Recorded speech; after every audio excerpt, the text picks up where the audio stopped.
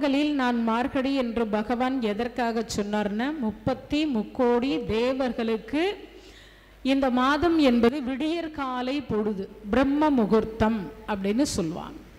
இந்த பிரம்ம முகூர்த்தத்தில் எழுந்து விளக்கேற்றி வழிபாடு செய்து எந்த கடவுளை நாம் வணங்குகிறோமோ அதனுடைய முழுமையான திருவருள் நமக்கு கிடைக்கும்.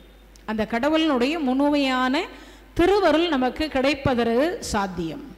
இன்னொரு விஷயம் என்னன்னா, இந்த மாதங்களில் மார்கழி பீட மாதம், பீடுடைய மாதம் அப்படின்னு சொல்லப்படுகிறது. இந்த பீடுடைய மாதம் அப்படின்னா என்னன்னா, இறைவனுடைய திருவருளை முழுமையாக பெறக்கூடிய மாதம். ஏன்னா ஏதோ பீட மாதம் கெட்ட மாதம் அப்படின்னு இல்லை, பீடு உடைய மாதம், திருவருளை முழுமையாக தரவல்ல ஒரு மாதம் இந்த மார்கழி. அதிலே நமக்கு ஆண்டாள் திருப்பாவை அப்படின்னு சொல்லக்கூடிய ஒரு 30 பாடல்கள் கொடுத்துருக்கிறார். அதே மாதிரி திருவெம்பாவை, திருப்பள்ளி எழுச்சி என்று நமக்கு மாணிக்க வாசக பெருமானாக இருக்கக்கூடியவர் திருவண்ணாமலை தலத்தில் பாடியவை திருவெம்பாவை, திருப்பெரும் துறையில் பாடியது திருப்பள்ளி எழுச்சி. இது ஒரு 20 பாடல், அது ஒரு 10 பாடல். இப்படி நமக்கு கொடுக்கப்பட்டிருக்கக்கூடிய ஒரு அரிய பெரிய ஒரு சிறப்பு. வேதம் அப்படின்னு சொல்லக்கூடியது நமக்கு கிடைச்சிருக்கக்கூடிய ருக்வேதம், எதிர்வேதம், சாமவேதம், அதர்வன வேதம், இந்த 4 வேதம் கிடைச்சிருக்கு. அந்த வேதத்தை எல்லாம் சாறு பிழிந்து, பல்லு இருக்கிறவங்க எல்லாம் கரும்பு சாப்பிடலாம், பல்லு இல்லாதவங்க என்ன பண்ணுறது, ஆனால் இல்லாதவர்களும் சாப்பிட முடியும் அப்படின்னு ஒரு கொடுத்துருக்குறாங்க. எதை சாறு பிழிந்து. அப்போ அந்த சாறு பிழிந்து கொடுக்கக்கூடியது எது?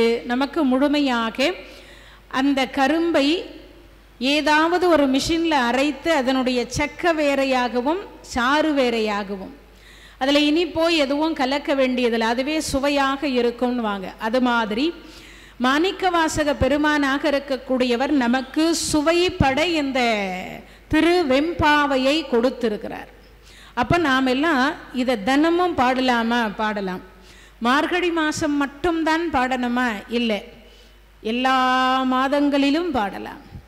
இறைவனை எப்பெல்லாம் வணங்குகின்றோமோ அப்பெல்லாம் பாடலாம். ஆனால் நம்ம பெரும்பாலும் மார்கழி மாதத்தில் மட்டும்தான் இதை தொடரும், அதுக்கப்புறமா விட்டுடுறோம்.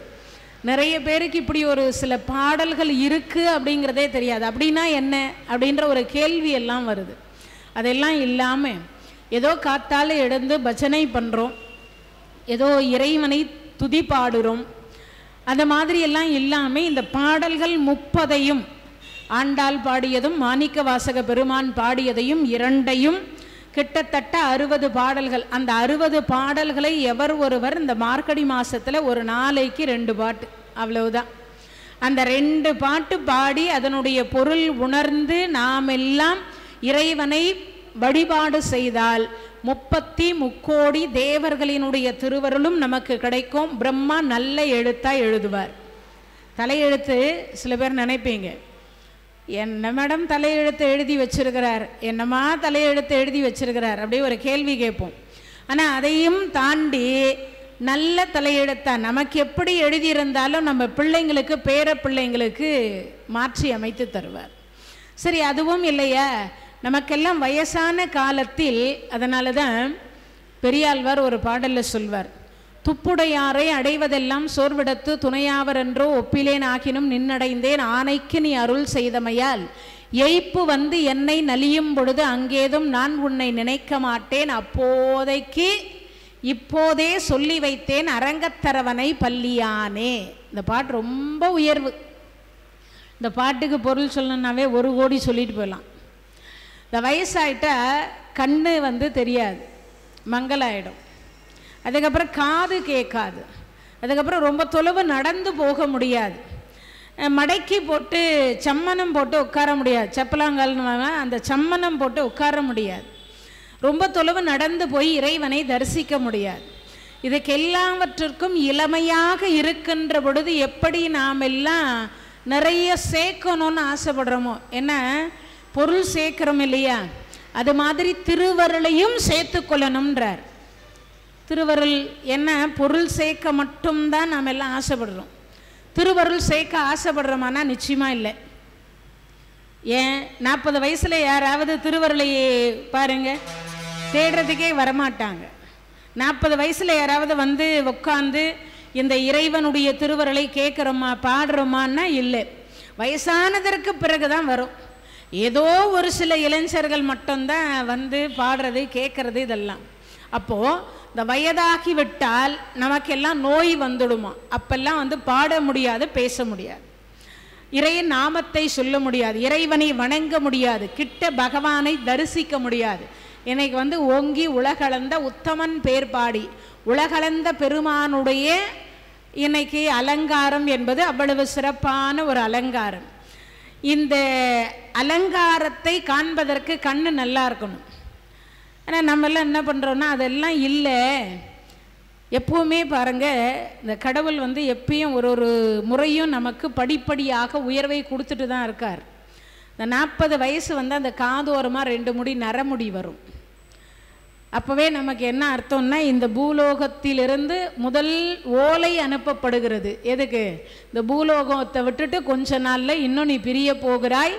அதனால் இருக்கின்ற வரைக்கும் இறைவனை வணங்கி சேர்த்து வச்சுக்கோ.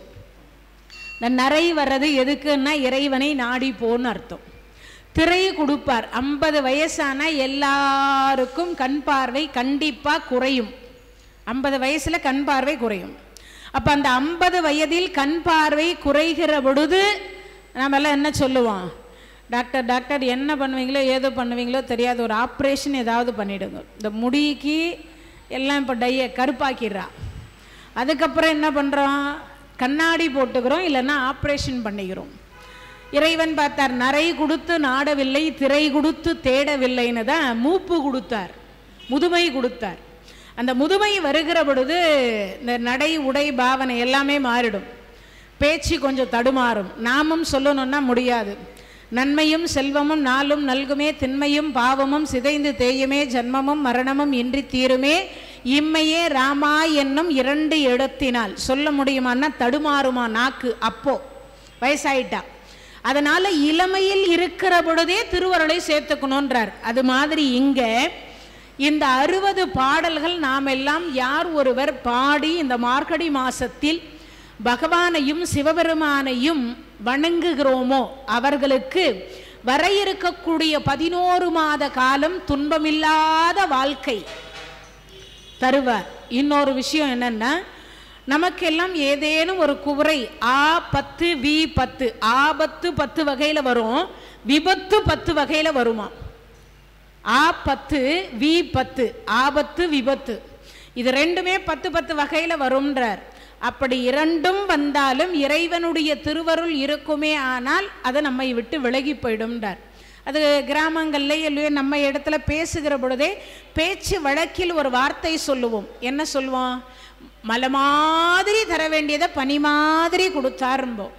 அது மாதிரி நமக்கெல்லாம் மலை மாதிரி துன்பம் வருவதை பனி போல கொடுத்து நம்ம எல்லாம் விடுவிப்பாராம் இறைவன். அப்படிப்பட்ட கருணையினுடையது இந்த பாடல்கள் எல்லாம். யாரெல்லாம் இப்போல்லாம் அதெல்லாம் பாடுறோன்னா, ஆனால் நிச்சயமாக எனக்கு தெரிஞ்சு ஒரு 15-20 ஆண்டு காலத்திற்கு மேலே இருக்கும்னு நினைக்கிறேன். நம்ம அடையார் பெரியபாளையத்தம்மன் ஆலயத்தில் பிள்ளைகளை எல்லாரையும் காலையில் பார்த்தீங்கன்னா ஒரு 5 மணிலேருந்து 6 மணிக்குள்ளே நான் தினமும் கபாலீஸ்வரர் கோயிலுக்கு இந்த மார்கழி மாதம் 30 நாளும் காலை வந்து சொற்பொழிவு அங்கே நடக்கும். அப்போ போகிற பொழுதெல்லாம் பார்ப்பேன். பிள்ளைங்க வந்து ஒரு 100 பிள்ளைங்க காலையில் இங்கே கிட்டத்தட்ட எனக்கு ஒரு 15-20 வருஷமாகவே நானும் பார்க்குறேன். அந்த பிள்ளைகள் வந்து இந்த திருப்பாவையும் திருவெம்பாவையும் சொல்லுவாங்க. அது வேறு எந்த கோயில்லையுமே இல்லை. ஆனால் இந்த கோயிலில் அந்த ஒரு விசேஷம் என்பது இன்னைக்கு வரைக்கும் நடந்துட்டுருக்கு. இது எதுக்கு இதை நான் இந்த இடத்துல சொல்கிறேன்னா, அவ்வளவு சிறப்புக்கு உரிய ஒன்று. இந்த கீவரிசையில் நடந்து வருவாங்க, திருவான்மையூர் கொட்டிவாக்கம் அந்த மாதிரியெல்லாம் இருந்து கூட பிள்ளைங்க நடந்து வந்துட்டு இருப்பாங்க. இந்த பக்கம் பார்த்தீங்கன்னா மலர் ஹாஸ்பிட்டலில் இருந்து இந்த பக்கம்லாம் வந்துகிட்டே இருப்பாங்க பிள்ளைங்க. நான் ஒரு சில நேரத்தில் கேட்பேன், அந்த பிள்ளைங்கள்லாம் எங்கே தான் போகிறாங்க அப்படின்னு கேட்கும் போது அப்போ தான் சொல்லுவாங்க, பெரிய பலத்தம்மன் கோயிலில் இந்த மார்கழி மாதம் 30 நாளும் காலையிலே திருப்பாவையும் திருவெம்பாவையும் ஓதப்படுகிறது அப்படின்னு சொல்லுவாங்க. அது மட்டும் இல்லாமல் வரக்கூடிய பிள்ளைகளுக்கு ஊக்குவித்தல் அப்படின்னு சொல்லக்கூடியது பரிசு தொகை அப்படின்றதையும் பரிசையும் கொடுப்பாங்கன்றது தொடர்ந்து சொல்லப்படுகிறது. அப்படிப்பட்ட ஒன்றை நாமும் இதனுடைய பொருளை சென்ற ஆண்டு பார்த்திருந்தாலும் கூட ஒவ்வொரு முறையும் என்ன நிறைய பேர் நினைக்கிறாங்க, போன வருஷம் சொன்னதே தானே இந்த வருஷமும் சொல்ல போகிறாங்க. நம்ம காலையில் சாப்பிட்டோம், மறுநாள் காலையிலையும் அதே இட்லி தான் சாப்பிட போகிறோம். இந்த இட்லி பொங்கல் பூரி சப்பாத்தி அதையே தான் மீண்டும் மீண்டும் நாம் சாப்பிட போகிறோம். அதுக்காக என்னைக்காவது இதை தொடர்ந்து சாப்பிட்டுட்டே இருக்கிறோமே அப்படின்னு சலிச்சு என்னைக்காவது வேண்டான்னு சொன்னால் நம்மளால் முடியுமா? முடியாது இல்லையா? அதுபோல தான் இறைவனுடைய திருவருளும். அதனால் முதல் பாடல் மாணிக்க வாசக பெருமான் நமக்கு பாடி அருளி கொடுத்தது திருவண்ணாமலை அப்படின்னு சொல்லக்கூடிய, அதாவது பிறந்தால் நாம் எல்லாம் திருவாரூரில் பிறக்கணும், வாழ்ந்தால் காஞ்சிபுரத்தில் வாழணும், தரிசித்தால் சிதம்பரம் நடராஜ பெருமானை தரிசிக்க வேண்டும். அதே மாதிரி இருந்த இடத்திலிருந்து திருவண்ணாமலை என்று சொல்லக்கூடிய இறைவனை நினைத்தால் முக்தி தந்துருவாராம். அதற்கடுத்து காசியில் இறந்தால் முக்தி, காசியம்பதியில் இறந்தால்தான் முக்தி. இந்த 5 முக்தி தரக்கூடிய தலத்தில் இதில் நினைத்தால் முக்தி தரக்கூடிய தலத்திலிருந்து மாணிக்க வாசக பெருமான் அருளி கொடுத்த முதல் பாடல், ஆதியும் அந்தமும் இல்லா அருப்பெரும் ஜோதியை யாம் பாட கேட்டேயும் வாழ்த்தடங்கன் மாதே வளருதியோ வன் செவியோ நின் செவிதான் மாதேவன் வார்கலல்கள் வாழ்த்திய வாழ்த்தொலி போய் வீதிவாய் கேட்டலுமே விம்மி விம்மி மெய் மறந்து போதார் அமளியின் மேல் நின்றும் புரண்டிங்கன் ஏதேனும் ஆகால் கிடந்தால் என்னே என்னே ஈதே என் தோழி பரிசேலோர் எம்பாவாய். இந்த பாட்டுக்கு அர்த்தம் என்னன்னா, ஒளி பொருந்திய அகன்ற கண்களை உடைய பெண். இன்னொரு விஷயம் என்னன்னா, இந்த பெண்கள் நேற்றைக்கு நாளைக்கு மார்கழி பிறக்க போகிறது அப்படிங்கிறத முந்தைய நாளே பேசிக்கிட்டாங்க. நாளைக்கு மார்கழி பிறக்க போகுது, நாம் எல்லாம் பாவை நோன்பு இருக்கணும். இது பெண் பாடியதாகத்தான் மாணிக்க வாசக பெருமான் பாடி கொடுத்துருக்கிறார். அதுக்கு என்ன அர்த்தம்னா, இறைவன் சிவபெருமான், அவர் ஆண், மாணிக்க வாசக பெருமான் தான் ஒரு பெண். அந்த பெண்ணாக இருந்து உள்ளே இருக்கக்கூடிய பெண்களை எழுப்பும் விதமாகவும் வெளியில் இருக்கக்கூடிய பெண்கள் அதற்கு பதில் சொல்லும் விதமாகவும் இந்த 2 பேரும் மாறி மாறி பேசிக்கொள்ளக்கூடிய வார்த்தைகளை பெண் என்று சொல்லக்கூடிய வாசனையே அறியாத மாணிக்க வாசக பெருமான் இதை பாடி அருளி கொடுத்துருக்கிறார். யோசிச்சு பாருங்க. அதை விட இன்னொரு சிறப்பு என்னன்னா, வருங்கால பெண்கள் இதை கடைபிடித்தால் நல்ல கணவர் கிடைப்பார், நல்ல பிள்ளைகள் கிடைக்கும், நல்ல வாழ்க்கை அமையும். அது மட்டும் இல்லை, இறை அடியாரே கணவனாக வருவார். அதுக்கு பேர் தான் பாவை நோன்பு. இதுக்கு பேரே திருவெம்பாவை அப்படின்னு பேர். ஆண்டாள் பாடியதற்கு திருப்பாவை என்பது பெயர். அது பாவைன்னா பெண்ணுன்னு அர்த்தம். இது திருவெம்பாவைனா ஆணாக இருந்து பெண் பாடக்கூடிய பாடலை பாடி கொடுத்தது அப்படின்னு அர்த்தம். இப்போ மாணிக்க வாசக பெருமான் பெண்ணை பற்றி அறியாத ஒரு பெருமான். ஆனால் அவர் பாடக்கூடிய பாடல் எப்படி இருக்கு பாருங்க. ஆதியும் அந்தமும் இல்லை அருப்பெரும் ஜோதி, தோற்றம் கிடையாது முடிவு கிடையாது.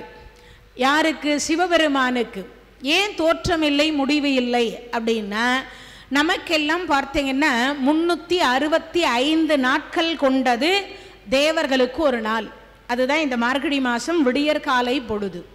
அப்போ இந்த விடியற்காலை பொழுதுல அவங்களும் பிரம்ம முகூர்த்தத்தில் இறைவனை வழிபாடு செய்வதற்காக எழுந்து வருகிறார்கள், ஒரு அர்த்தம்.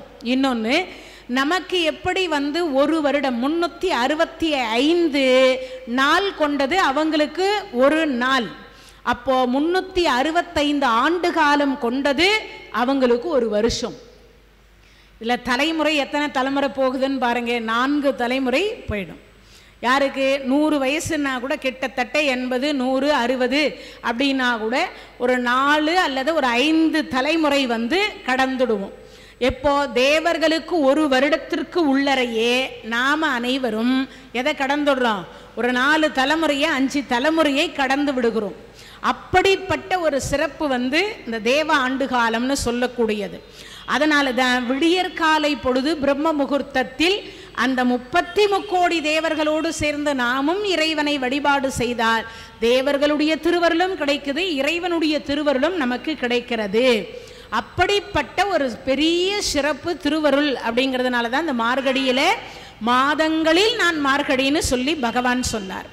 இப்போ அந்த ஆதியும் அந்தமும் இல்லா அருட்பெரும் ஜோதி, தோற்றமில்லாதவர் முடிவில்லாதவர். எதை எப்படி? ஏன்னா ஈஸ்வரனுடைய ஒரு கணக்கு இருக்கு. அதுதான் இப்போ சொல்றது. ஒரு நாள் நமக்கு ஒரு வருடம், தேவர்களுக்கு ஒரு நாள். இப்போ 365 ஆண்டு காலம் நமக்கு வருகிற பொழுது அவர்களுக்கு ஒரு வருடம். தேவ ஆண்டு காலத்தில் நாளாகி, நாள் மாசமாகி, மாசம் ஆண்டாகி 12,000 ஆண்டு காலம் வருகிற பொழுது பிரம்மாவுக்கு ஒரு பகல். பிரம்ம ஆண்டு காலத்தில் அது நாளாகி, நாள் மாசமாகி, மாசம் ஆண்டாகி பிரம்ம ஆண்டு காலத்தில் 12,000 ஆண்டு காலம் வருகிற பொழுது நாராயணருக்கு ஒரு பகல். இப்ப நாராயண ஆண்டு காலத்தில் அதுல எப்ப வரும்? அப்படியே தொடரணும். நாளாகி, நாள் மாசமாகி, மாசம் ஆண்டாகி அதில 12,000 ஆண்டு காலம் நாராயணருக்கு வருகிற பொழுது சிவபெருமான் சிரிக்கின்ற நேரம். சிவபெருமான் சிரிக்கிற நேரத்துக்குள்ள இவ்வளவு காலங்கள் கடந்து போகிறது. இப்போ சமீபத்தில் வந்து நம்ம திருக்கைலாயத்திற்கு எல்லாரும் இப்பெல்லாம் போகிறா. அங்கே இருக்கக்கூடிய ஈஸ்வரனை தரிசனம் பண்ணுறதுக்காக போகிறாங்க. அங்கே போய் ஆராய்ச்சி பண்ண ஒரு விஞ்ஞானியாக இருக்கக்கூடிய ஒரு பெண் சொல்லியிருக்கிறாங்க. என்ன தெரியுமா? இங்கே ஓடக்கூடிய வாட்சினுடைய டைமிங் வேறையாக இருக்கின்றது. அந்த கைலாய மலை என்று சொல்லக்கூடிய இடத்தில் போய் நின்று அந்த வாட்சினுடைய நேரம் என்று சொல்லக்கூடியது 3 மடங்கு அதிகரிக்கிறது அப்படின்னு சொல்லப்பட்டிருக்கு. அப்போ யோசித்து பாருங்க, இங்கே இருக்கக்கூடிய காலத்தினுடைய அளவு வேறது. அதுவும் பூமியில தான் இருக்கு. எது? கைலாயமோ நேபாளுக்கு பக்கத்தில் இருக்கக்கூடிய பூமியில தான் இருக்கு. இருந்தாலும் அதனுடைய கிட்ட போய் நெருக்கத்தில் பார்க்கிற பொழுது அளவு வேறுபடுகிறது.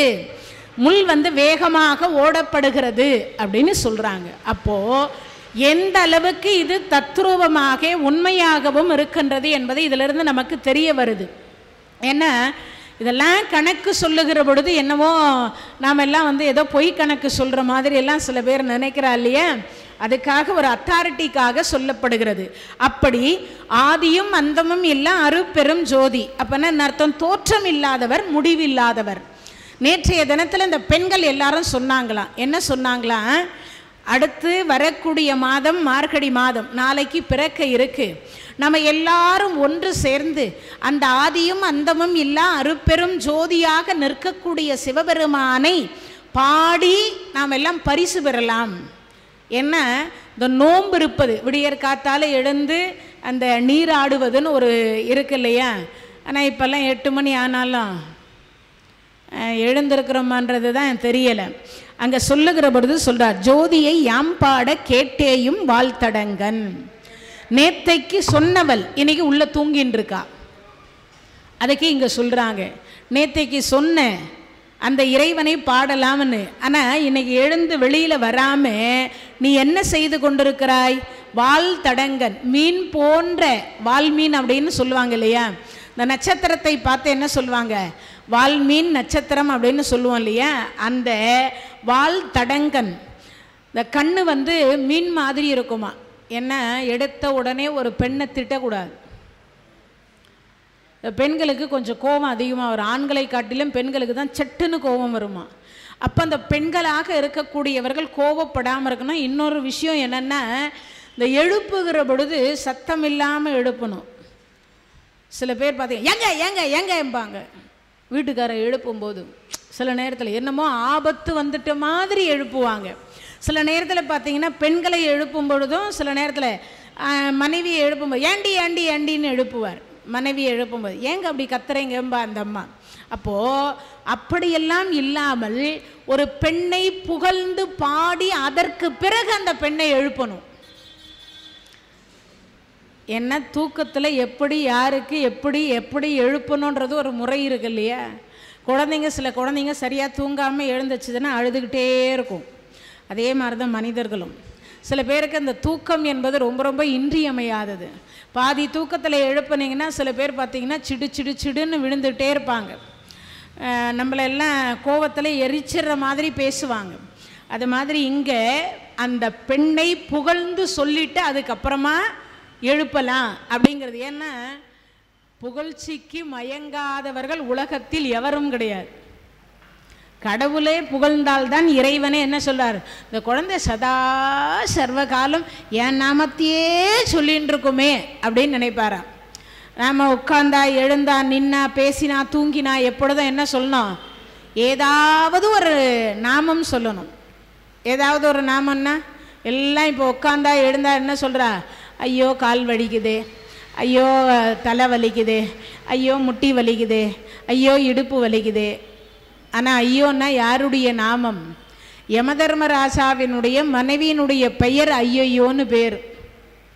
ஆனால் பெரும்பாலும் அந்த அம்மாவை தான் கூப்பிட்டுருக்குறோமே தவிர, அம்மா பெரிய பாளையத்தம்மா கூப்பிட்றோமா, முருகான்னு சொல்கிறோமா, சிவான்னு சொல்கிறோமா, ஸ்ரீராம ஜெயம் சொல்கிறோமா, ஏதாவது ஒரு கடவுளினுடைய நாமத்தை சொல்லணும். சதா சர்வகாலம் சொல்லணுமா, கடைசி நிமிஷம் வரைக்கும் சொல்லணுமா. அப்படி சொல்லுவது சிறப்பு. இங்கே சொல்லுகிற பொழுது சொல்கிறார், ஆதியும் அந்தமும் எல்லாம் அருப்பெரும் ஜோதியை யாம் பாட கேட்டேயும். இந்த தெரு வீதிகளிலே சிவபெருமானுடைய நாமத்தை பஜனை பண்ணிட்டு போகிறாங்க. ஓம் நம சிவாய சிவாய நம ஓம், ஓம் நம சிவாய சிவாய நம ஓம், ஓம் நம சிவாய சிவாய நம ஓம், ஓம் நம சிவாய சிவாய நம ஓம். அப்படி பஜனை பண்ணிட்டு போகிறார். சிவனோடு ஒக்கும் தெய்வம் தேடினும் இல்லை, அவனோடு ஒப்பர் எங்கு யாவரும் இல்லை, புவனம் கடந்து பொன்னொலி மின்னும் தவனச் சடைமுடி தாமரை யானே. சிவபெருமானை போன்று கருணை கடவுள் எவரும் இல்லைன்னு பஜனை பண்ணிட்டு போகிறார். இப்போ இப்படி பண்ணிட்டு போகிற பொழுது உள்ளே இருக்கிற பெண் தூங்கி கொண்டிருக்கிறாள். அவளை எழுப்பும் விதமாக மாணிக்க வாசக பெருமான் சொல்கிறாரா, என்ன சொல்கிறார், ஜோதியை யாம் பாட. ஏன் ஜோதியை சொரூபமாக காட்சி கொடுத்த பெருமான் யாரு? அருப்பெரும் ஜோதி, அருப்பெரும் ஜோதி, தனிப்பெரும் கருணை. வள்ளலார் சுவாமிகள் சொல்றார் என்னன்னு, ஜோதி சொரூபமாக இறைவனை வணங்கு. இல்லக விளக்கது இருள் கெடுப்பது, சொல்லக விளக்கது ஜோதி உள்ளது, பல்லக விளக்கது பலரும் காண்பது, நல்லக விளக்கது நமச்சிவாயவே. அப்பன்னா நம் இருளை போக்கக்கூடிய ஒரு பெருமானாக, பிறவி புழுக்கத்தை போக்கக்கூடிய ஒரு பெருமானாக சிவபெருமான் விளங்குகிறார். அந்த சிவபெருமானை வாயார நாம் பாடிக்கொண்டு இருக்கின்றோம். அப்படி பாடிக்கொண்டிருக்கக்கூடிய பெருமானுடைய அந்த வார்த்தையை கேட்டும் கூட, பெண்ணே வால் தடங்கன் அப்படின்னா என்ன அர்த்தம், மீன் மாதிரி கண்கள் உடையவளே. என்ன, மீனாட்சி, விசாலாட்சி, காமாட்சி, இந்த பேரெல்லாம் என்னென்னா அச்சம்னா கண்கள், தூங்கா விழி உடையவள் என்பது பொருள். அப்போது இந்த பெண்ணாக இருக்கக்கூடியவளுக்கு, பெண்களுக்கு கண் ரொம்ப அழகாக இருக்குமா. அழகாக இல்லைன்னாலும் இப்போல்லாம் புருவத்தை வில் மாதிரி வளைச்சி மையை தீட்டிட்டாங்கன்னா அப்படி அழகாக அந்த பெண் தோற்றமடிப்பாள். அதை தான் இங்கே சொல்கிறாங்க, யாம்பாட வாழ்த்தடங்கன் மாதே வளருதியோ வன் செவியோ. இந்த செவி ரொம்ப ரொம்ப முக்கியம். செல்வத்துள் செல்வம் செவிச்செல்வம் அச்செல்வம் செல்வத்துள் எல்லாம் தலை, திருவள்ளுவருடைய வாக்கு.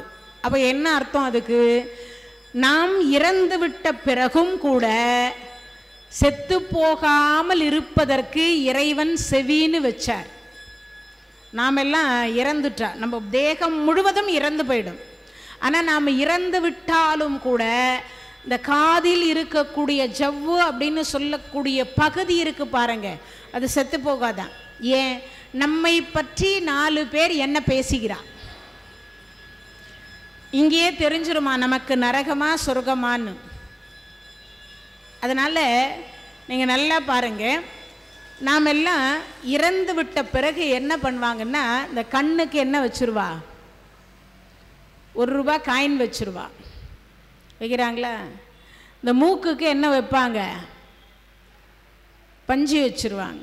இந்த வாய்க்கு என்ன வைப்பாங்க, வெற்றிலை அல்லதுன்னா துளசியை கசக்கி வச்சுருவாங்க. ஆனால் அந்த காதுக்கு மட்டும் ஏதாவது வைக்கிறாளான்னு பார்த்தீங்கன்னா எதையும் வைக்க மாட்டான்.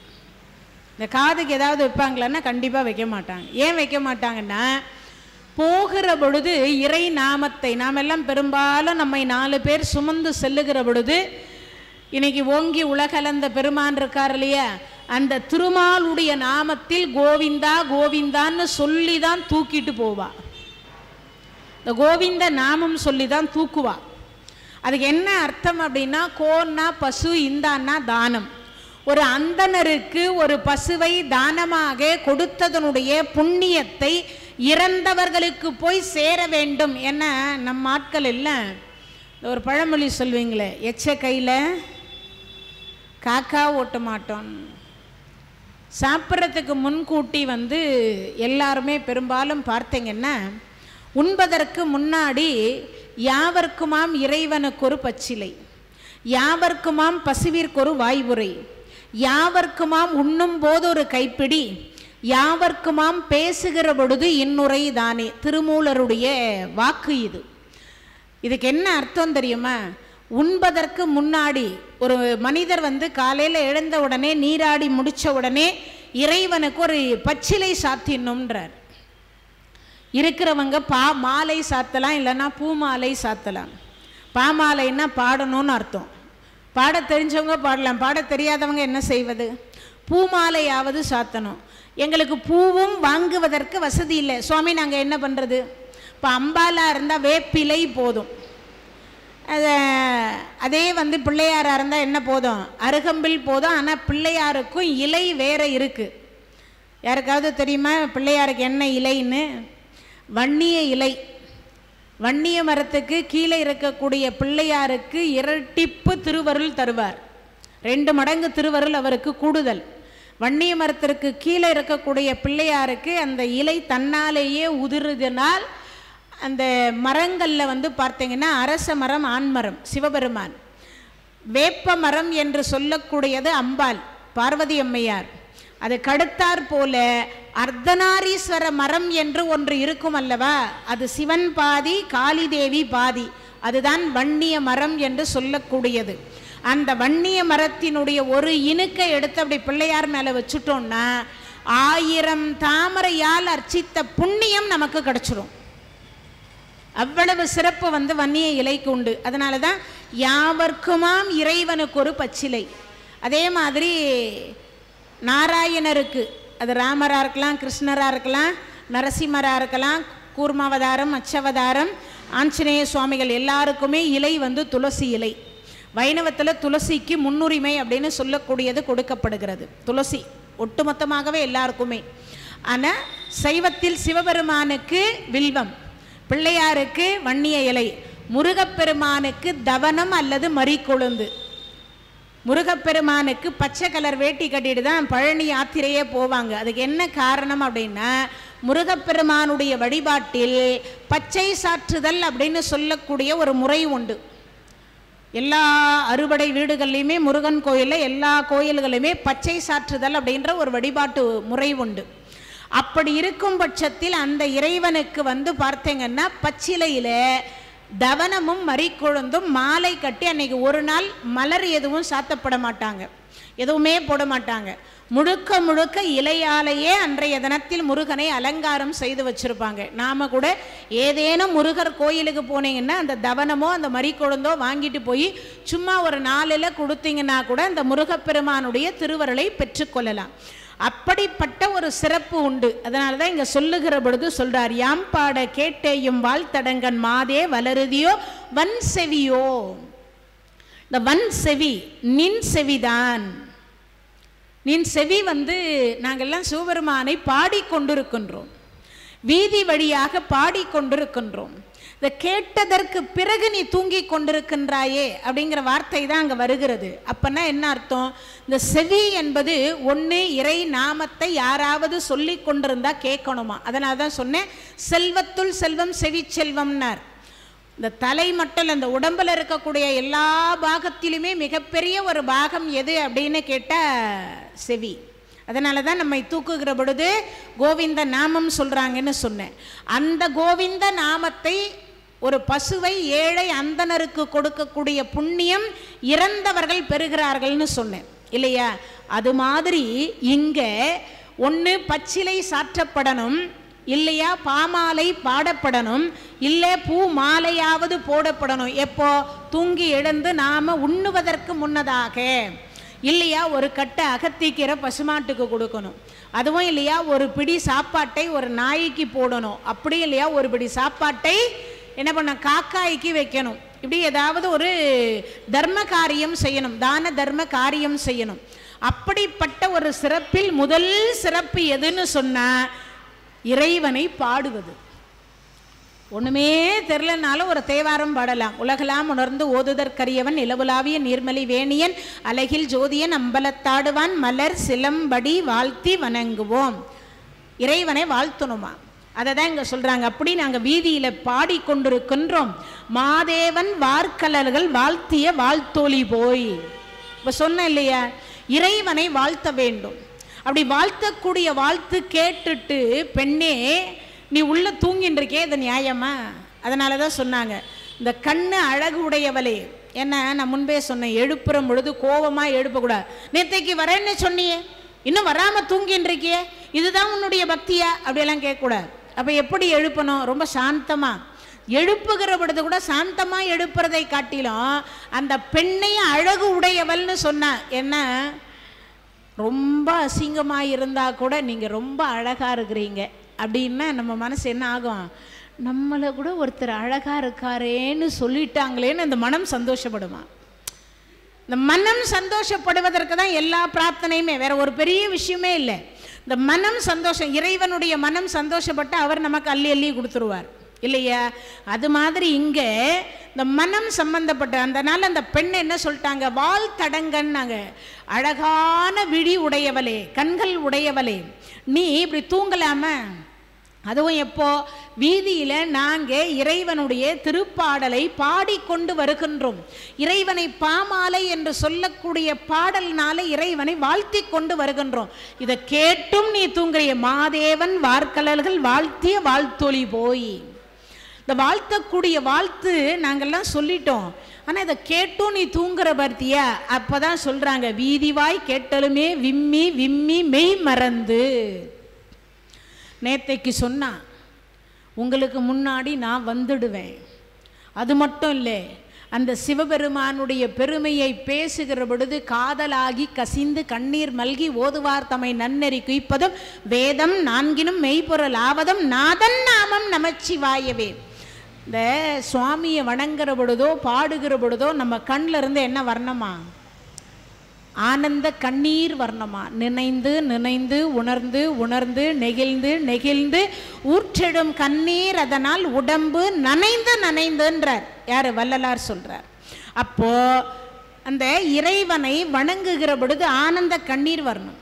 இந்த கண்ணில் பார்க்கிற பொழுது, அந்த அலங்காரத்தை பார்க்கிற பொழுது ஆனந்த கண்ணீர் வரணும். நேற்றைக்கு சொன்ன அந்த சிவபெருமானை பாடுற ஆள் நானா இருப்பேன் முதல்ல.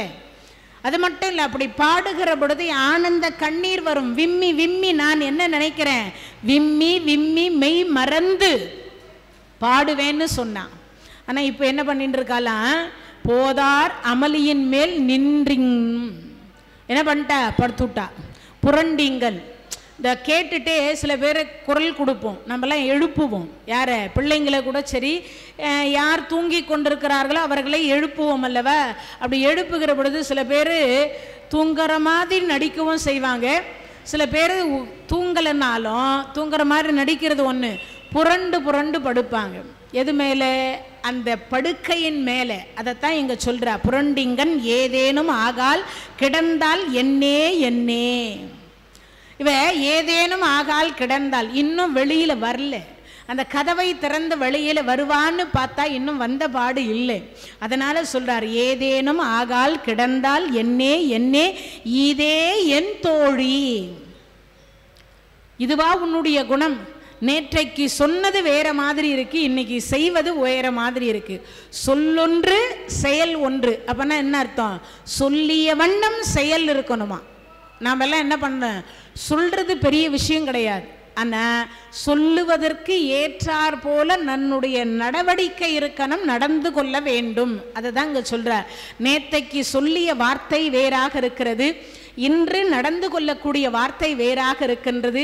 நாங்கள் தெருவில் என்று சொல்லக்கூடியதை இறைவனுடைய நாமத்தை பாடி பரவசமாகி விம்மி விம்மி மெய் மறந்திருக்கு பாடிக்கொண்டு செல்லுகிறோம். இதை கேட்ட பிறகும் செவி என்று சொல்லக்கூடிய உன்னுடைய காது செவிடோ வன் செவியோ அப்படின்னா என்ன அர்த்தம்? காது செவிடான்னா அவளுக்கு கோபம் வந்துடும். அதனால என்ன பண்ணிட்டாங்க, அந்த தமிழ் வார்த்தையினுடைய அழகான தமிழை சொல்றா. உன் செவி என்ன வன் செவியா? பகவானுடைய நாமத்தை சொல்லி சிவபெருமானுடைய நாமத்தை சொல்லி நாங்கள் எல்லாம் அழைக்கின்ற பொழுது கேட்டும் இன்னும் எழுந்து வராம இருக்கு. இதோ எம் தோழி அப்படின்றார். இதுதான் உன்னுடைய குணம். நேற்றைக்கு பேசியது வேற மாதிரி இருக்கு, இன்னைக்கு பேசுகிறது செய்யக்கூடிய செயல் வேற மாதிரி இருக்கின்றது என்று சொல்லி இதே என் தோழி பரிசேலோர் எம்பாவாய். இதுதான் முதல் பாடல்ல. அது சொல்லுகிற பொழுது சொல்றார், ஒளி பொருந்திய அகன்ற கண்களை உடைய பெண்ணே, தோற்றமும் இறுதியும் இல்லாத சிவபெருமானை, அரிய பெரிய பேரொளி ஆனவனை. அந்த பாடலை நாங்கள் அனைவரும் பாடிக்கொண்டிருக்கின்றோம். கேட்டும் இன்னும் படுக்கையின் மீது எதுல பற்று வைக்காதே, பற்றற்றவன் மீது பற்று வைப்பாயாக. யாரு பற்றற்றவன்? சிவபெருமான் பற்று அற்றவன். ஏன்னா அவருக்கு விருப்பமும் கிடையாது வெறுப்பும் கிடையாது, ரெண்டுமே கிடையாது. அப்ப விருப்பு வெறுப்பு அற்ற ஒரு பெருமான் யாரு? சிவபெருமான். சிவனேன்னு இருக்கக்கூடிய பெருமான். அந்த பெருமானை பாடுவதற்காக, அந்த திருநாமத்தை சொல்லுவதற்காக சீக்கிரமாக எழுந்து வா அப்படின்னு சொல்லுகிறது போல முதல் பாடலை மாணிக்க வாசக பெருமான் நிறைவு செய்திருக்கிறார். இரண்டாவது பாடல் பாசம் பரஞ்சோதிக்கு என்பாய்.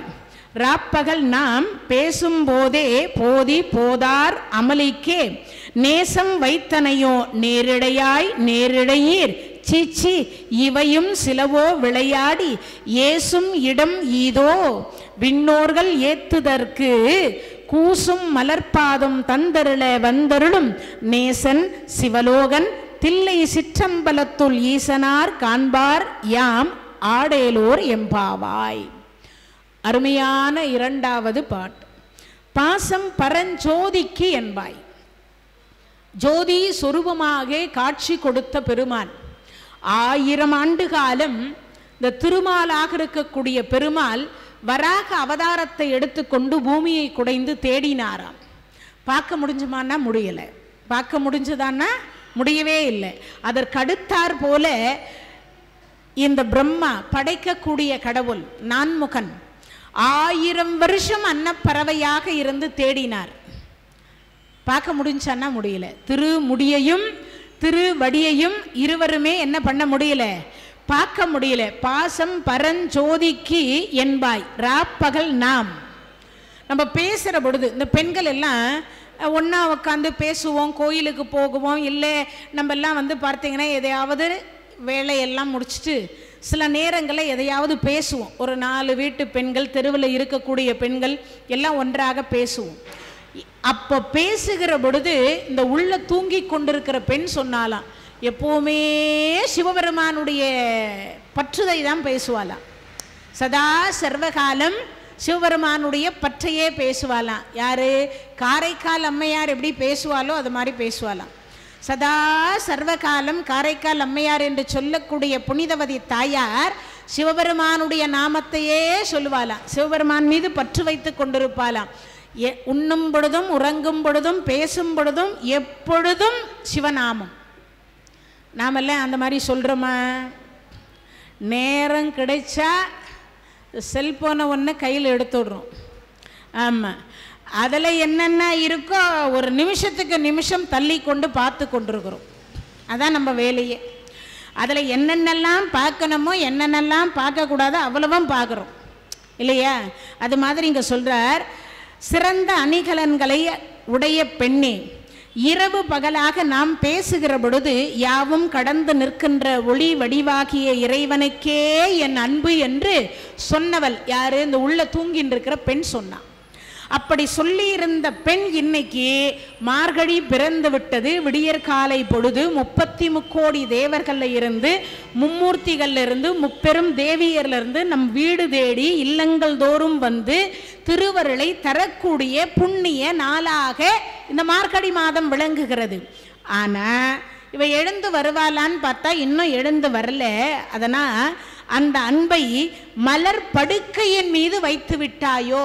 இந்த வெளியில் இருக்கக்கூடிய பெண்கள் எழுப்புறாங்க, இந்த வெளியில் பாடிக்கிட்டு இருக்கிற பெண்கள் எழுப்புறாங்களாம். மாணிக்க வாசக பெருமானுடைய கற்பனை என்னன்னு சொல்கிறதுன்னு தெரில. ஏன்னா ஆண்டாலாவது ஒரு பெண் ஒரு பெண்ணுக்கிட்ட எப்படி பேசியிருப்பாங்கன்னு தெரியும், என்ன பாவனையில் பேசுவாங்கன்னு தெரியும். ஆனால் மாணிக்க வாசக பெருமானோ ஒரு ஆண். ஆனால் ஒரு ஆணாக இருந்து ஒரு பெண் எப்படியெல்லாம் பேசி கொள்ளுவார்களோ அப்படி பேசி பாடி கொடுத்துருக்கிறார். அது உண்மையிலே கற்பனை பண்ணி கூட பார்க்க முடியுமானா நிச்சயமாக பார்க்க முடியாது. ஏன்னு கேட்டால் அவருக்கும் பெண்ணுக்கும் சம்மந்தமே இல்லை. அப்படி இருக்கும் பட்சத்தில் அவர் எப்படி பாடி கொடுத்தார் இப்படின்னு, ஏன்னா பெண்கள்கிட்ட பேசக்கூடியவராக இருந்தால் கூட பரவாயில்லன்னு சொல்லலாம்.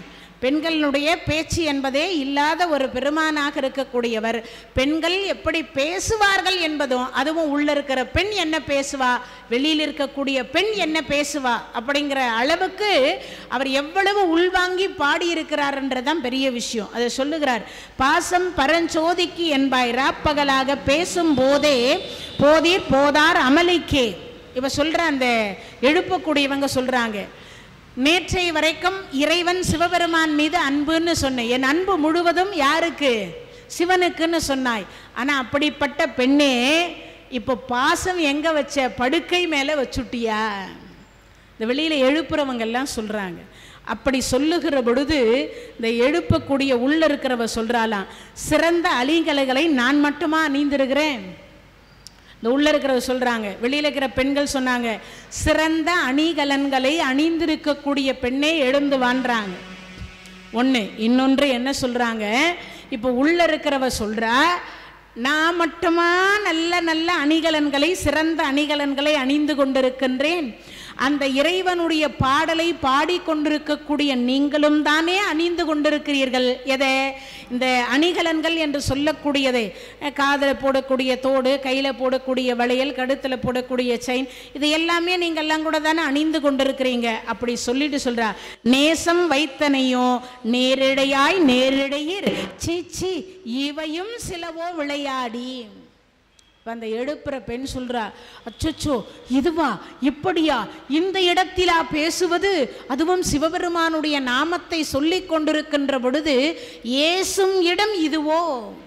அப்போனா என்ன அர்த்தம், கோயிலுக்கு வந்தால் நிறைய பேர் என்ன பண்ணுறான், உங்கள் வீட்டில் எல்லோரும் சௌக்கியமா, இன்றைக்கி காத்தால் என்ன குழம்பு, இன்றைக்கி காத்தால் என்ன சட்னி, இன்றைக்கி என்ன சாம்பார், இந்த புடவை எங்கே எடுத்தேல், இது நல்லா இருக்கே, இந்த செயின் எங்கே வாங்கினேல், இந்த வளையல் எங்கே வாங்கினேல், இன்றைக்கி அலங்காரம் பார்த்தேலாம் ரொம்ப நன்னா இருக்குது அப்படி, அதுக்கு அணிவித்திருக்கக்கூடிய நகையெல்லாம் பாருங்கள் ரொம்ப நல்லா இருக்குது. நம்மளுடைய எண்ணமெல்லாம் எங்கே இருக்குது, இறைவன் பால் இல்லை, அங்கே செய்யப்பட்டிருக்கக்கூடிய அலங்காரத்தின் மீது இருக்கிறது இல்லையா. நம்ம கூட வரக்கூடிய பெண்களினுடைய இல்லங்களில் என்னென்ன நடக்குமோ அதை தான் பேசுகிறோம். ஆனால் இங்கே சொல்கிறார், பேசுவதற்கு இடம் பொருள் ஏவல் வேண்டும்.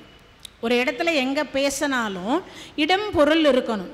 அப்போ அந்த இடத்திற்கு தகுந்தாற் போல நாம் பேசணும். அதுதான் ரொம்ப சிறப்பு. இங்கே சொல்லுகிற பொழுது சொல்கிறார், சீச்சி இவையும் சிலவோ விளையாடி. அப்போனா என்ன அர்த்தம், இதை பேசுகிற இடம் எது, ஏசும் இடம் இதோ, விண்ணோர்கள் ஏத்துதற்கு கூசும் மலர்பாதம் தந்தருள. இந்த அடியாருக்காக சிவபெருமான் எளிமையாக வருவாராம். நீங்கள் நினைக்கிற மாதிரி சாதாரணமாக வருவாரெல்லாம் இல்லை. இந்த அடியார்கள் அப்படின்னு அழைக்கிற பொழுது சிவா அப்படின்னு கூப்பிட்டா ஓட்டமாக ஓடி வருவாராம். என்ன பண்ணுவாரா, சிவா அப்படின்னு கூப்பிட்டா ரெண்டு எழுத்து ஓட்டமாக வருவாராம். அப்படி எளிமையாக வரக்கூடிய பெருமான் யார், அவர் சிவபெருமான். ஆனால் இந்த 33 கோடி தேவர்கள் எல்லாம் ஒரு 1000 வருஷம் தவம் இருக்கணும். எத்தனை வருஷம், 1000 ஆண்டு காலம் தவம் இருக்கணும். யாரு, இந்த 33 கோடி தேவர்கள், பிரம்மாவாக இருக்கட்டும், நாராயணராக இருக்கட்டும். ஏன்னா முன்பே சொன்னோம் இல்லையா, 1000 ஆண்டு காலம் தேன்னாங்க. யார, இந்த ஜோதி சொரூபமாக இருக்கக்கூடிய சிவபெருமானை நாராயணரும் பிரம்மாவும் தேடினாங்க. ஆனால் கிடைச்சதா, கிடைக்கல. இவரும் திருவடியை பார்க்கல, அவரும் திருமுடியை பார்க்கல. பரஞ்சோதி இல்லையா, அதனால் பார்க்க முடியல. ஏன், அன்பெனும் பிழிக்குள் அகப்படும் மலையே. இறைவனுக்கு அன்பு மட்டும்தான் பிரதானம். அவர் நீ அர்ச்சனை பண்ணுறியா, நீ பாலபிஷேகம் பண்ணுறியா, அதெல்லாம் இல்லை. உள்ளூர இறைவனை வணங்கணும், மனதார அவனுடைய திருநாமத்தை சொல்லணும், அன்போடு பூஜிக்கணும். கண்ணப்ப நாயனார் என்கின்ற ஒரு நாயனார் ரொம்ப அற்புதமானவர். என்ன பண்ணார்? வாளால் மகவு அறிந்து ஊட்டவல்லேன் அல்லேன், மாது சொன்ன சூலால் இளமை துறக்கவல்லேன் அல்லேன், பக்தி செய்து நாளாரில் கண்ணெடுத்து அப்பவல்லேன் அல்லேன், இனி நான் சென்று ஆளாவது எப்படியோ திருக்காலத்தி அப்பருக்கே.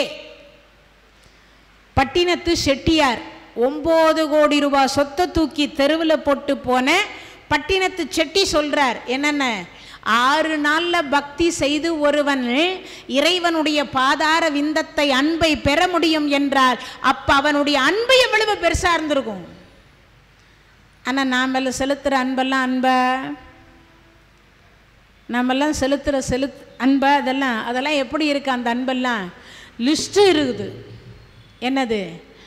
ஆமாம், நடந்து போன சுவாமி எனக்கு முன்னாடி போகிறவர் சைக்கிள் கேட்குறார், சைக்கிளில் போகிறார், எனக்கு சைக்கிள் கொடு. சைக்கிளில் போகிறவர் இப்போ சைக்கிள் கொடுத்தார், அடுத்து என்ன கேட்குறான்? சுவாமி எனக்கு முன்னாடி போகிறவர் டிவிஎஸில் போகிறார், இறைவன் டிவிஎஸ் கொடுத்தார். டிவிஎஸ் வந்ததுக்கப்புறம் எனக்கு முன்னாடி பெரிய பைக் போகுது, அதை கேட்குறோம். அதுக்கப்புறம் என்ன பண்ணுறான்? சுவாமி இப்போ குடும்பம் பெருசாகிடுச்சு, 2 வீலர் பத்தலை, 4 வீலர் வேணும். இறைவன் அதையும் கொடுக்குறார். ஆனால் 4 வீலர் வந்ததுக்கப்புறம் இறைவனை வணங்குறோமான்னா தான் வந்தல். என்ன சொல்கிறான்? டிரைவர் சொல்கிறார், சுவாமி போகும்போது அப்படியே முதலாளிகிட்ட சொல்கிறாரா, அப்படி போகிற வழியில் பெரியபாளையத்தம்மன் கோயிலுக்கு ஒரு 8 போயிடுவோம். பெட்ரோல் விற்கிற விலைவாசியில் எங்கடாங்கெல்லாம் நிற்கிறது, பெரியபாளையத்தம்மா எங்கன்னா ஓடியா போயிட போகிறா, அங்கே தான் இருக்க போகிறா, விடு அப்புறமா பார்த்துக்கலாம்.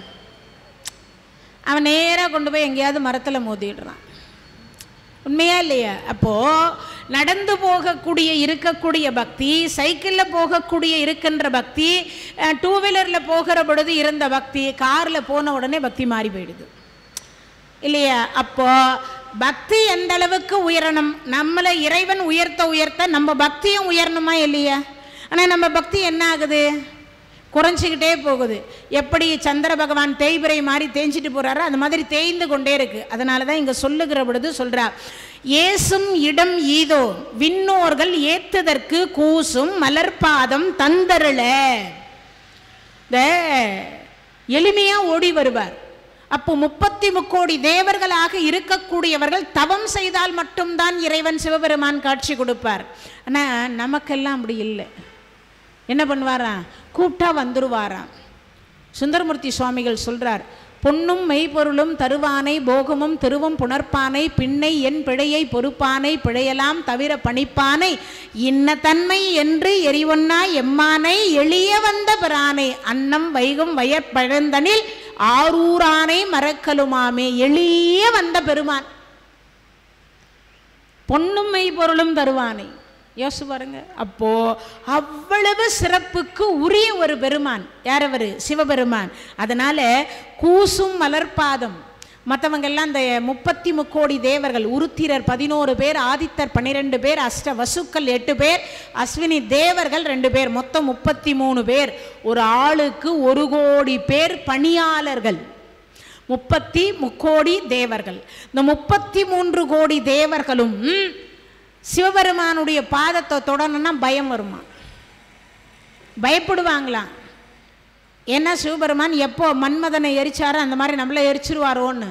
ஆனால் அடியார்களுக்கு அந்த பயம்லாம் கிடையாது. ஏன்னு கேட்டால் தொண்டர்த்தம் பெருமையை சொல்லவும் பெரிதே. எப்போ நம்ம குழந்தை நம்மளை கூப்பிடுவானோன்னு சிவபெருமான் காத்து கொண்டிருக்கக்கூடிய ஒரு பெருமான். உலகத்தில் எல்லா இடத்திலும் கருவறையில் இருக்கக்கூடிய பெருமான். ஆனால் எந்த பெருமானாவது சுடுகாட்டில் இருந்து பார்த்துருக்கீங்களா? சிவபெருமான் ஒருவர் மட்டும்தான் சுடலையிலையும் நம்மை காத்து கொண்டிருக்கக்கூடிய பெருமான். யோசிச்சு பாருங்க. அதைத்தான் இங்கே சொல்கிறாங்க. அப்போனா என்ன அர்த்தம்? கூசும் மலர்பாதம் தந்தருள வந்தருளும் நேசன். அப்போ பாருங்க எவ்வளவு. யார் நேசன்? சிவபெருமான். யார் மேலே நேசன்? அடியார்கள் மீது நேசம் வைப்பாரா? அவ்வளவு எளிதாக வைக்க மாட்டார். வச்சுட்டார்னா 21 தலைமுறைக்கு கொடுத்து விடுவார். சாதாரணமாக வைக்க மாட்டார். வச்சுட்டா என்ன பண்ணுவாரா? 21 தலைமுறைக்கு ரிஜிஸ்டர் பண்ணி இந்தான்னு கொடுப்பாராம். அப்படிப்பட்ட ஒரு பெருமான் நேசன் சிவலோகன் தில்லை சிற்றம்பலத்துள் ஈசனார் காண்பார். இதான் ரொம்ப அருமையான வரி. என்னன்னா, தரிசித்தால் சிதம்பரம் நடராஜ பெருமானை தரிசனம் செய்யணும், நடராஜர் பெருமானை தரிசனம் பண்ணணுமா. அதனால தில்லை சிற்றம்பலத்துள் ஆடும் யாரு? பார்ப்பதற்கு அரிதானவன். யாரவன்? இந்த தில்லை சிற்றம்பலத்துள் இருக்கக்கூடிய சிவபெருமான். அவன் அருளாலே அவன் தாள் வணங்கி அவன் சொன்ன அவனுடைய திருவருள் இருந்தால் மட்டும்தான் சிதம்பரத்தை தரிசனம் பண்ண முடியும், இல்லைன்னா தரிசிக்க முடியாது. நீங்கள் அங்கேயே போனீங்கனாலும் தரிசிக்க முடியாது. அவன் அருள் இருந்தால் தரிசனம் பண்ணலாம், இல்லைன்னா இல்லை. அதைத்தான் நீங்கள் சொல்லுகிற பொழுது நேசன் சிவலோகன் தில்லை சிற்றம்பலத்துள் ஈசனார் காண்பார். அப்போ முன்பே சொன்னேன், தரிசித்தால் சிதம்பரம் நடராஜ பெருமான். அப்ப தரிசிப்பதற்கு உரிய ஒரு பெருமானாக யார் இருக்கிறா? இந்த சிவபெருமான் இருக்கின்றார். ஆனா இந்த மார்கழி மாசத்தில் ஒரு சிறப்பு என்னன்னு கேட்டா, திருவாதிரை என்று சொல்லக்கூடிய அன்றைய தினத்தில், ஆருத்ரா என்று சொல்லக்கூடிய அன்றைய தினத்தில் இந்த சிவபெருமானுடைய தில்லை சிற்றம்பலத்துக்குள் இருக்கக்கூடிய ஈசனாரை யாரெல்லாம் காண்பாரோ அத்தனை அடியார் பெருமக்களுக்கும் முக்தி என்கின்ற ஒன்றை தரவல்ல ஒரு பெருமான், முக்தியை தரவல்ல ஒரு பெருமான். நமக்கு மட்டும் கொடுக்கிறாரா? இல்லைங்க, 84 லட்சம் யோனி பேதத்திற்கு கொடுக்கிறார். அப்படின்னா என்ன அர்த்தம்? மரம் செடி கொடி புல் பூண்டு என்று சொல்லக்கூடிய தாவரத்தில் இருந்து, விலங்குகளில் இருந்து, மனிதர்கள் இருந்து, தேவர்கள் இருந்து அத்தனை ஜீவன்களுக்கும் முக்தி தருகிறாராம். யாரு? தில்லை சிற்றம்பலத்துள் இருக்கக்கூடிய ஈசனார் காண்பார் யாம் ஆடேலோர் எம்பாவாய். 2வது பாடலை நிறைவு செய்கிறார். அப்பனா என்ன அர்த்தம்? சிறந்த அணிகலன்களை அணிந்து கொண்டிருக்கக்கூடிய பெண்ணே, நேற்றைய தினத்தில் சொன்னாய், எழுந்து வந்து இறைவனை நான் முதல்ல பாடுவேன், அவன் மீது எனக்கு அதிக அன்பு என்று சொன்னாய், இன்னும் எழுந்து வரவில்லை அப்படின்னு வெளியில் இருக்கிறவங்க சொல்றாங்க. உள்ளே இருக்கக்கூடிய அந்த பெண் சொல்லுகிறாள், நீங்களும் தான் சிறந்த அணிகலன்களை அணிந்து கொண்டிருக்கிறீர்கள், ஆனால் பேசக்கூடிய இடம் இது கிடையாது. இது இந்த நேரம் இந்த காலம் எதற்கு உரியது? இறைவனை போற்றுதலுக்குரியது, வணங்குதலுக்கு உரியது. இந்த இடம் ஏசக்கூடிய இடம் அல்ல. சீச்சி, இவையும் செலவோ, இங்க பேசுறதுக்கு நேரம் இல்லை, இங்கெல்லாம் பேசக்கூடாது. அதனால தான் கோயிலுக்கு வந்தால் என்ன பண்ணணும்? அமைதியா இருக்கணும். சில பேர் வந்து சிவாச்சாரியார்கள் மந்திரம் சொல்லுப்பாங்க, அப்பதான் செல்போனில் சத்தமாக பேசுவாங்க. சில பேர் பூஜை நடந்துட்டுருக்கோம், அப்போ தான் செல்ஃபோனை எடுத்துகிட்டு வெளியில் போய் பேசுவாங்க. சில பேர் நம்மலாம் என்ன பண்ணுவான், அங்கே பூஜை நடந்துட்டுருக்கோம், அப்போ தான் நம்ம வீட்டு கதையை நம்ம உட்காந்து ரொம்ப இன்ட்ரெஸ்டாக பேசி கொண்டிருப்போம். அதெல்லாம் செய்வது தவறு அப்படின்னு சொல்லப்படுகிறது. அதை மாணிக்க வாசக பெருமான் சீச்சி இவையும் சில ஓன்றார். இங்கே பேசுறதுக்கு இது நேரம் இல்லை. இறைவனை பாட வேண்டும், வணங்க வேண்டும், இறைவனுடைய திருநாமத்தை சொல்ல வேண்டும். இந்த உள்ள இருக்கிற பெண் சொல்லிட்டா, இப்போ வெளியில் இருக்கக்கூடிய பெண்கள் சொல்றாங்க, தேவர்களுக்கு வணங்குவதற்கு கூசக்கூடிய மலர்பாதம் தந்தருள வந்தருளும் நேசன் சிவலோகன். அப்பன்னா அப்படிப்பட்ட சிவனை இப்போ வணங்காம விட்டுட்டா அடுத்த பிறவி கிடைக்குமா? என்ன அரிது அரிது மானுராய் பிறத்தல் அரிது, கூன் குருடு செவிடு பேடு நீங்கி பிறந்திருக்கக்கூடிய நாம் அத்தனை பேரும் யாரை வணங்கி திருவருளை பெறணுமா? சிவனை வணங்கி திருவருளை பெறணுமாம். அதைத்தான் இங்க சொல்லுகிற பொழுது சொல்றாங்க. அடுத்ததாக நாம திரு வெம்பாவை முடித்து இப்போ திருப்பாவையில முதல் பாடல். ஏன்னா 2 பாட்டுமே நமக்கு கொடுத்துருக்கிறதுனால திருவெம்பாவையும் கொடுத்துருக்குறாங்க, திரு பாவையும் கொடுத்துருக்குறாங்க. அதனால ஆண்டாள் அருளச் செய்த திரு பாவை அப்படின்னு சொல்லக்கூடிய முதல் பாடல். இதை ஏற்கனவே மஞ்சுளா மேடம் சொல்லி இருந்தாலும் கூட என்ன, ஒவ்வொருத்தருக்கும் ஒரு பாணி இருக்குன்னு சொல்லுவாங்க. இப்போது நான் சொல்கிறது ஒரு மாதிரி இருக்கும், எனக்கு குருநாதர் ஒரு மாதிரி சொல்லி கொடுத்துருப்பார், அவங்க குருநாதர் அவங்களுக்கு ஒரு மாதிரி சொல்லி கொடுத்துருப்பாங்க. ஆனால் மீண்டும் மீண்டும் நாம் எல்லாம் இதை உச்சரிக்கின்ற பொழுது நமக்கெல்லாம் என்ன கிடைக்குமா? திருவருள் என்று சொல்லக்கூடியது கூடுதலாக கிடைக்குமாம். அதனால முதல் பாடல், மார்கழி திங்கள் மதி நிறைந்த நன்னாளால் நீராட போதுவீர் போதுமினோ நேரிழையீர் சீர்மல்கும் ஆயர் பாடி செல்வ சிறுமியர்கால் கூர்வேல் கொடுந்தொழிலன் நந்தகோபன் குமரன் ஏறார்ந்த கண்ணி யசோதை இளஞ்சிங்கம் கார்மேனி செங்கன் கதிர்மதியம் போல் முகத்தான் நாராயணனே நமக்கு பறை தருவான் பாரோர் புகழ படிந்தேலோர் எம்பாவாய். ரொம்ப அருமையான பாட்டு. இவங்க மார்கழி திங்கள். இந்த திங்கள் அப்படின்னு சொல்லக்கூடியதுக்கு சந்திர பகவான் ஒரு அர்த்தம், திங்கக்கிழமைன்னு ஒரு அர்த்தம், மாதங்களுக்கு திங்கள்னு ஒரு அர்த்தம். 3 அர்த்தங்கள் நமக்கு திங்களுக்கு உரிய அர்த்தம். திங்கள்னா ஒரு அர்த்தம் சந்திரன், இன்னொரு அர்த்தம் திங்கள்னா திங்கக்கிழமை அப்படின்னு வாரங்களில் வரக்கூடிய கிழமையே குறிக்கும். இன்னொன்று திங்கள் அப்படின்னு சொல்லக்கூடியது மாதத்தையும் குறிக்கும். தமிழில் பேசுகிற பொழுது மாதத்துக்கு திங்கள்னா சொல்லுவாங்க. அதனால தான் இங்கே சொல்லுகிற பொழுது மாதங்கள், அதாவது மார்கழி திங்கள் மதி நிறைந்த நன்னாளால். அப்போ மதினா என்னது? ஒரு அர்த்தம் முன்பே சொன்னேன், சந்திரன். மதிக்கு சந்திரன் ஒரு அர்த்தம், இன்னொன்று பிறை, அதாவது மதினா மாதம்னு ஒரு அர்த்தம் உண்டு. இப்போ மதி நிறைந்த, அறிவு நிறைந்த நன்னாள். அறிவு நிறைந்தது எந்த மாதம்? மார்கழி மாதம். ஏன்? எல்லா கோயிலும் திறந்து வைக்கப்படும். காலை மாலை எல்லா கோயிலையும் என்ன பண்ணியிருப்பாங்க? திறந்து வச்சிருப்பாங்க.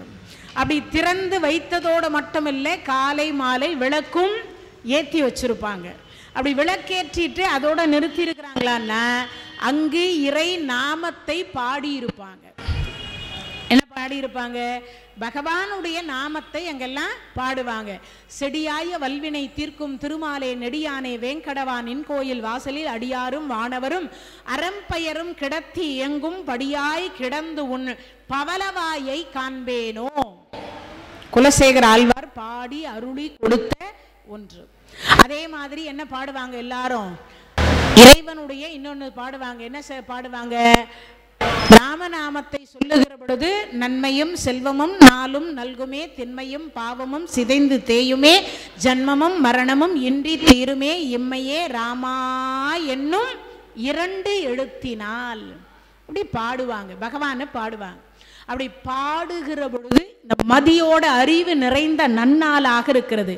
அதனால பெண்கள் அனைவரும் வாருங்கள், எங்க பாவை நோன்பு நோட்கலாம். அப்படின்னா என்ன அர்த்தம்?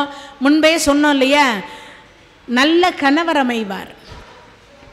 நல்ல கணவர் அமைந்தது மட்டும் சிறப்பல்ல, இந்த கணவன்மார்கள் கூட சில நேரங்களில் என்ன பண்ணுவாங்கன்னா, இந்தம்மா பக்தியோடு இருப்பா, அவர் சொல்லுவார், என்ன எப்போ பார்த்தாலும் கோயில் கோயில் கோயில் கோயிலுன்னு போகிறேன், வேலை வெட்டி இல்லையா, வீட்டில் இருக்கிற வேலையை பார். சில ஆண்கள் சொல்லுவாங்க. சில ஆண்கள் கோயிலுக்கு போவாங்க, பெண்கள் என்ன பண்ணுவாங்க? எப்போ பார்த்தாலும் என்னங்க கோயிலுக்கு போகிறீங்க, கோயிலுக்கு போகிறேன், கோயிலுக்கு போகிறேன்னு போயிட்டுருக்கீங்க அப்படின்னு பெண்கள் சொல்லுவாங்க. அப்போது நல்ல கணவன் வாய்ப்பது அரிது. அதனால் பாவை நோன்பு இருக்கக்கூடிய பெண்களுக்கு நல்ல மணவாளன் வாய்க்குமா. அதுவும் எது? கிருஷ்ண பக்தி இருக்கக்கூடிய, பகவான் பக்தி இருக்கக்கூடிய நல்ல கணவராக அமைவதற்கு நாம் பாவை நோன்பு இருக்க வேண்டும். அப்படி நோன்பு இருக்கின்ற பொழுது நீராட போகணும். இந்த நீராட போகிற பொழுது போதுமினோர் நேரடையர் சீர்மல்கும் ஆயிர்பாடி செல்வ சிறுமியர்கால். ஆயர்பாடியில் இருக்கக்கூடிய சிறுமியர்களை இந்த ஆண்டாள் பிராட்டியால் அழைக்கிறார். அப்படி அழைக்கிற பொழுது அங்கே சொல்லுகிறார், கூர்வேல் கொடும் தொழிலன். ஏன்னா இந்த கம்சன் என்று சொல்லக்கூடியவன் என்ன செய்தான்னா, பகவானை கொல்லும் பொருட்டு உலகெல்லாம் தேடுறான். பகவான் 12 மணிக்கு சிறைச்சாலையில் 100 சிறை கதவுகளுக்கு பின்னாடி அவதாரம் செய்தார். அப்படி அவதாரம் பண்ணிட்டு சிறையில் பகவான் இருக்கிறார். அப்போ மாயையாக இருக்கக்கூடியவள் பிறந்து அந்த சிறைச்சாலைக்கு நந்தகோபனானுடைய இல்லத்தில் கொண்டு வசுதேவர் கூடையில் சுமந்து வச்சு விடுறார். அப்படி வச்சுட்டு இங்கே பிறக்கிற மாயை, யசோதைக்கு பிறக்கக்கூடிய மாயையை தூக்கிட்டு போய் அங்கே வைக்கிறார். அந்த மாயையினுடைய கழுத்தை பிடிச்சி இப்படி தூக்கி அப்படி மேலே நிறுத்தினாராம். யார்? இந்த கம்சன். அந்த பெண்ணாக இருக்கக்கூடிய காளி தேவி சொன்னாலா சிரிச்சா, உன்னை கொல்லக்கூடிய எங்கள் அண்ணா பிறந்து கோகுலத்தில் வளர்ந்து கொண்டிருக்கிறார், உனக்கு மரணம் நிச்சயம் அப்படின்னு சொல்லிட்டு விலகிட்டாங்க. அவ 1000 தலை 2000 கை ஆயிரம் ஆயிரம் ஆயிரம் சிரங்கள் அவளுக்கு. அவளுக்கு எத்தனை இருந்ததுன்னு தெரியல. கம்சனால் அவளை கொல்ல முடியாது. அதனால் கையிலிருந்து விலகி அவள் சிரித்து விட்டு உனக்கு மரணம் நிச்சயம்னு சொல்லிட்டு போயிட்டான்.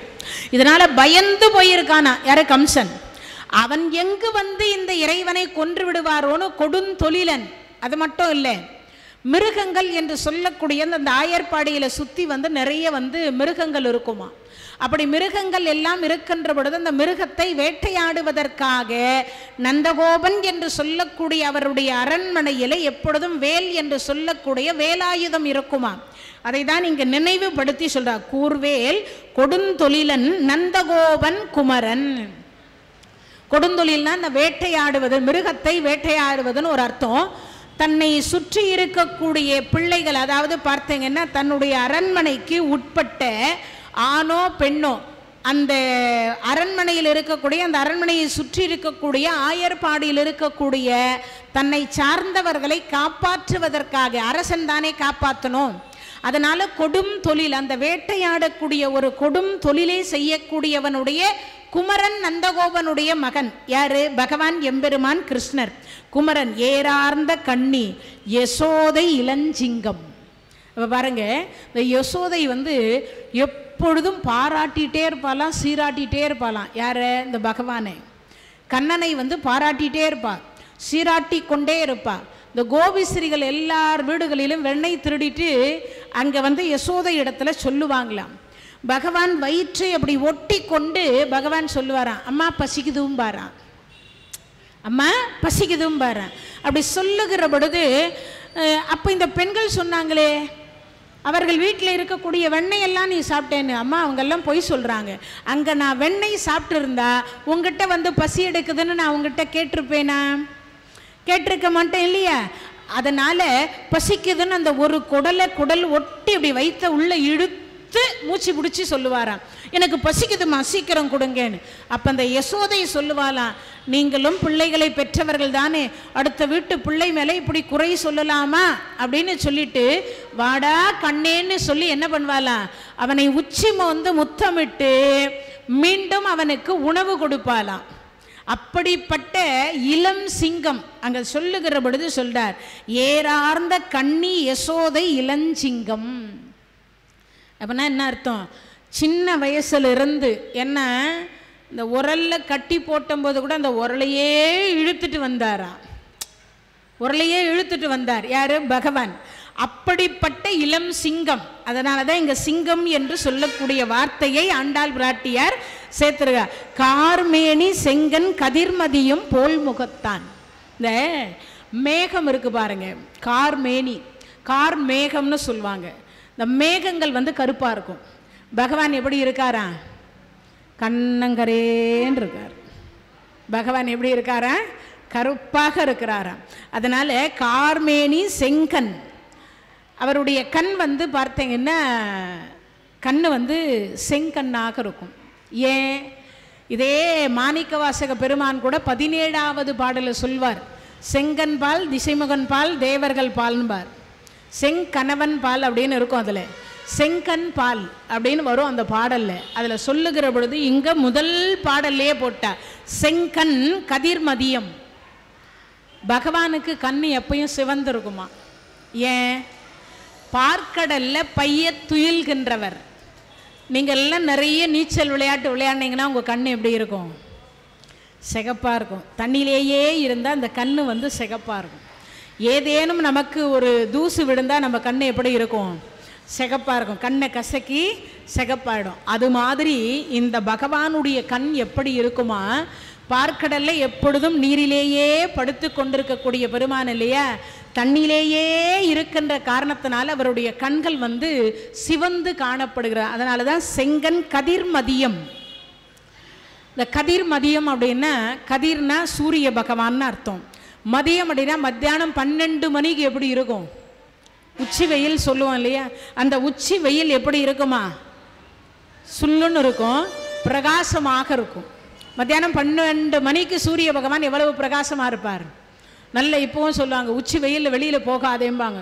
சூரியன் ஒன்று உடம்பு சுடும், இன்னொன்று அந்த வெயில் பிரகாசமாக இருக்கும் இல்லையா. அது மாதிரி முகம் இருக்குமா யாருக்கு? பகவானுக்கு. கதிர் மதியம் போல் முகத்தான். சூரியனுடைய மதியம் 12 மணிக்கு எவ்வளவு பிரகாசமான ஒளி இருக்குமோ அது போன்ற ஒளி. கருப்பா இருக்கும், ஆனால் முகம் எப்படி இருக்குமா? செங்கன், கண் சிவந்து இருக்கும். ஆனால் முகம் எப்படி இருக்கும் அப்படின்னா, சூரிய பகவான் என்று சொல்லக்கூடியவர் மதிய வேளையில் இருந்தால் எப்படி முகம் வந்து செக்க செவேன் என்ற அந்த ஒளி பிரகாசமாக இருக்குமோ அது மாதிரி அந்த முகம் முழுவதும் பிரகாசமாக இருக்குமா. பார்த்தா இன்னும் கொஞ்ச நேரம் பகவானுடைய திரு அழகு, கருப்பாக இருந்தாலும் கண்ணு சிவந்திருந்தாலும் அவருடைய அழகை அப்படியே பார்த்துட்டே இருக்கலாமான் இருக்குமா. அந்த பகவானை பாருங்க, அந்த மாதிரி தான் இருப்பார். யாரு? ஓங்கி உலகளந்த பெருமானாக இருக்கக்கூடிய இன்னைக்கு அப்படி ஒரு அழகா இருப்பாராம். அதுதான் சொல்றார், கார்மேனி செங்கன் கதிர் மதியம் போல் முகத்தான் நாராயணனே நமக்கு பறை தருவான். இந்த மார்கழி மாசத்தில் நோம்பிருக்கக்கூடிய அனைவருக்கும் விரும்பிய பொருளை வழங்கக்கூடிய ஒருவர். யார் அவர்? நம்ம என்னெல்லாம் கேட்குறோமோ, கிருஷ்ணன் அப்படின்னா என்ன அர்த்தம் தெரியுமா? விரும்பியதை தரக்கூடியவன் என்பது பொருள். நீ நல்லதை விரும்பினாலும் தருவார், தீயதை விரும்பினாலும் தருவார். நீ கெட்டதை கேட்டாலும் கொடுப்பார், நல்லதை கேட்டாலும் தருவார். அப்போ கேட்கறது யார் கையில் இருக்கு? நம்ம கிட்ட தான் இருக்கு. வேண்டுவது என்னவா கேட்கணும்? நல்லன எல்லாம் கேட்கணும். நல்லது எதுவோ அதை கேட்கணும். அப்போ நல்லதை மட்டுமே இறைவன் கிட்ட கேட்டால் அவர் நல்லதை மட்டும் தருவார். கெட்டதை கேட்டால் கெட்டதையும் கொடுத்து என்ன பண்ணிடுவாரா? அதற்குரிய தண்டனையும் தருவார். விரும்புவது நம்மள வேலை. கெட்டதை விரும்பினாலும் கொடுப்பார். ஆனால் அந்த கெட்டதற்கு நமக்கு என்ன நடக்கும்? துன்பம் வந்து சேரும். அப்பன்னா கேட்கறது எதுவை கேட்கணுமா? நல்லதை மட்டுமே கேட்கணும்ன்றார். விரும்பி அத்தனையும் தரவல்ல பெருமான் தான். 8 லட்சுமியின் நாயகன் அல்லவா, அஷ்டலட்சுமியின் நாயகன் அல்லவா. அதனால சொல்ற, நாராயணனே நமக்கே பறை தருவான் பாரோர் புகழ படிந்தேலோர் எம்பாவாய். பொருத்தமான அணிகலன்களை அணிந்த பெண்கள், செல்வம் கொளிக்கும் ஆயர்பாடியில் உள்ள செல்வ சிறுமியர்கள், நாராயணன் வேல் கொண்ட கொடிய கொடுந்தோளிலை செய்யக்கூடிய நந்தகோபனுடைய குமரன், அவனுடைய கண்கள் என்று சொல்லக்கூடிய அவனுடைய யாரு? யசோதை பிராட்டியார், தாயார், வளர்ப்பு தாயார், அழகிய கண்களை உடையவள், இளஞ்சிங்கம், கருமையான திருமேனியை உடைய பெருமான், சிவந்த கண்களை உடைய பெருமான், சிவந்த கதிர் மதியம் என்று சொல்லக்கூடிய சூரியனுடைய பிரகாசத்தை போன்றிருக்கக்கூடிய முகம் உடையவன், கருணை நிறைந்தவன், கேட்டா கேட்டது அத்தனையும் உலகத்தவர்களுக்கு கொடுக்க வல்லவன். அந்த மார்கழி மாதத்து பௌர்ணமி நன்னாளில் உலகத்தார்கள் அத்தனை பேரும் அவனுடைய என்ன வாங்குறாங்களாம்?